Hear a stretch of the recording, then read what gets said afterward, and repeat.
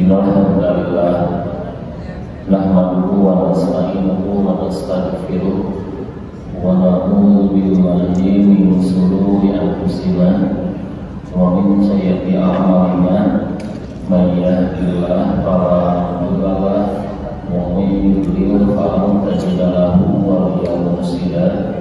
Asyhadu an la ilaha illallah wahdahu la syarika lahu wa asyhadu anna Muhammadan abduhu wa rasuluhu. Amma Bapak Ibu yang saya hormati, alhamdulillah di sore hari ini kita bisa bertemu, bisa kajian lagi, dan mudah-mudahan langkah kita menuju ke masjid ini dicatat oleh Rasulullah amal soleh, dan mudah-mudahan ketika nanti kita pulang menghadap Allah dalam kondisi bersama masjid. Menyikapi Al-Quran, Bapak Ibu, ternyata ketika kita pelajari saat hampir 1/3 Al-Quran itu berisi tentang kisah, dan kisah yang ada di Al-Quran itu kisah-kisah terbaik, dan ini oleh Allah diabadikan ada di Quran surat ke-12, surat Yusuf. Di awal-awal Allah bercerita mengenai tentang ini Al-Quran diturunkan menggunakan bahasa Arab. Nah, berarti kalau Al-Quran diturunkan dengan bahasa Arab, itu menunjukkan bahwa kita itu harus lebih giat belajar bahasa Arab, karena bahasa Arab itu bukan bahasa kita. Kalau orang Arab mungkin agak enak ya, agak mengerti kalau bahasa Arab, Quran itu bahasa Arab.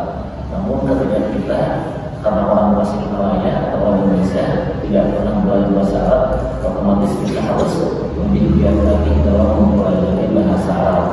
Nah, di ayat selanjutnya maka Allah mengatakan bahwa kisah-kisah terbaik itu ternyata ada di Quran. Nah, ini pun kenapa di Al-Quran banyak kisah, karena metode pembelajaran di Al-Quran itu yang gampang dicerna adalah dengan cara memisahkan orang. Ibu juga silahkan cek nanti kalau kita bercerita ke anak, kalau anak pengen sukses, ibu bercerita aja kisah B.J. Habibie, akan cepat masuk berbeda dengan ibu yang memisahkan diri sendiri. Sepakat Bu? Mama itu percaya sama anaknya, bukan ada orang tua lagi sukses kan? Tapi kalau kita memisahkan, nah pengen suksesnya, tahu kan orang yang suksesnya itu salah satunya B.J. Habibie misalnya, akan seperti ini kalau hidup seperti ini bakal seperti ini. Ini pun sama Al-Quran itu memisahkan kisah-kisah terdahulu biar nanti jadi pelajaran. Nah, di kisah Al-Quran ini ada yang bapaknya tauhid, yaitu Nabi Ibrahim. Nabi Ibrahim itu orang yang berarti dia mah tidak takut, mau dia mau tidak takutnya dia berani masuk ke area yang mungkin itu ekstrim. Dia datang waktu itu ketika orang-orang menyembah berhala datang, hampir mirip dengan Nabi Yusuf. Namun Nabi Yusuf itu orangnya lembut, ngajak dialognya lembut. Nanti kapan-kapan Nabi Yusuf sudah beres, kita lanjutkan ke Nabi Ishak, ke Nabi Yakub, dan nanti ke Yusuf mah kalau nanya sopan santun, kalau ini mah enggak. Jadi nanya langsung dialog pada rumahnya. Nah, apabila kita berbicara Nabi Yusuf, sering sekali kita suka salah paham. Dikisahkan Nabi Yusuf, Nabi yang Nabi Ibrahim, seolah-olah Nabi Ibrahim itu orang Palestina atau orang Mekah. Bukan. Nabi Ibrahim itu orang Ur, orang Kaldanium, orang Irak,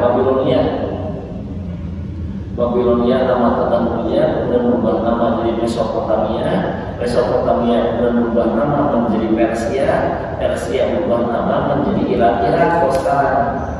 Nah, tepatnya di daerah Irak. Itulah asal-usul Nabi Ibrahim.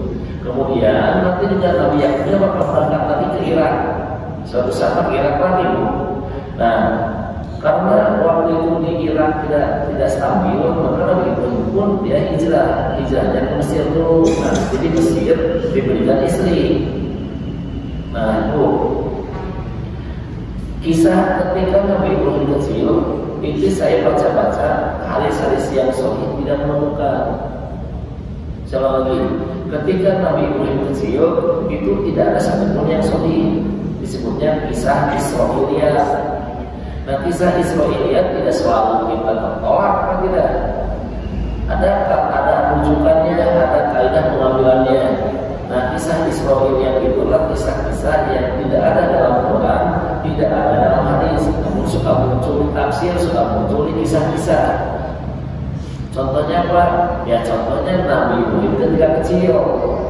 Nah, itu yang disebut dengan kisah Israiliyat. Kan di Quran Nabi Ibrahim langsung berbicara kepada ayahnya. Jadi tidak ada kata-kata Ibrahim kecil seperti apa. Nah, disambungkannya dengan Injil dengan Taurat. Nah, keberadaan Injil dan Taurat yang hari ini ibu pegang, ibu suka baca, itu tidak 100% benar. Makanya ada kaidahnya satu, apabila ini kisah Israiliyat tidak bertolak belakang dengan Quran dan hadis, maka kisah tersebut diambil, boleh dirujukan. Namun apabila kisah Israiliyat ini ternyata bertolak belakang dengan Quran dan hadis, maka kisah tersebut atau cerita tersebut ditolak. Namun apabila tidak bertolak belakang, kemudian tidak bertolak belakang dan bertolak belakang, anggap dongeng itu Bu. Hari Nabi Ibrahim itu ketika kecil diurus di hutan, kata-kata itu disebut benar bahwa cerita disebut benar bisa benar. Nah, maka anaknya dongeng sebagai pelanjut aja, tapi jangan diyakini. Seperti kisah si Kabaya, dimulai si Kabaya terkenal. Si Kabaya terkenal lagu Suma, si Kabaya orang Sunda mah, lagu lagu Suma kita kan. Pak Ali si Kabaya kisah panas juga. Sampai hari ini, tapi itu kan kuat.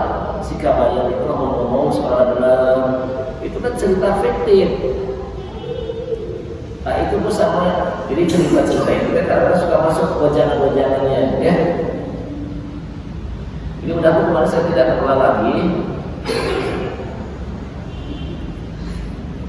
Ini ketika Nabi Ibrahim bercerita kepada bapaknya kan, jadi ketika Ibrahim di usia 40 tahun dan sudah menikah dengan Sarah, maka Allah kasih wahyu. Jadi Nabi Ibrahim itu diberi wahyu oleh Allah di usia 40 tahun. Nah, setelah dikasih wahyu 40 tahun, ternyata tugas pertamanya itu bukan ke siapa-siapa. Tugas pertamanya adalah untuk memberitahu kepada ayahnya. Karena pada waktu itu ayahnya sendirilah yang menjadi produsen patung. Bu, paling berat mas selama mereka Musa atau keluarga sendiri. Nah, kata ya sama Bu. Ternyata dakwah yang paling berat itu sebenarnya bukan orang lain menolak dari masalah. Yang menjadi masalah itu ketika keluarga sendiri sudah tidak percaya. Ternyata kata Allah yang harus diutamakan keluarganya dulu. Coba kamu datang kepada ayah kamu, tolong beritahu bahwa ketika membuat patung itu tidak dibenarkan, makanya datang. Tapi Ibrahim diajarkan oleh Allah tidak boleh kasar, tidak boleh frontal, dan harus lemah lembut tuh. Benar itu Nabi Ibrahim itu ternyata lemah lembut. Ngobrol ini. Inilah obrolan Nabi Ibrahim yang direkam oleh Allah itu ada di Quran surat 19 ayatnya 41 sampai 48, obrolan Ibrahim dengan ayahnya. Yang keduanya ada di Quran surat 6 ayat 74, surat Al-An'am. Yang terakhirnya itu ada di Quran surat At-Taubah ayatnya 114. Itulah percakapan Nabi Ibrahim dengan orang tuanya yang Allah rekam di dalam